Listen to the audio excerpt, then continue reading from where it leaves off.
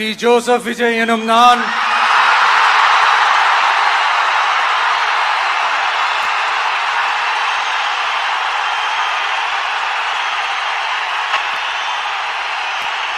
சட்டப்படி அமைக்கப்பெற்ற இந்திய அரசியல் அமைப்பின்பால் உண்மையான நம்பிக்கையும் மாறா பற்றும் கொண்டிருப்பேன் என்றும்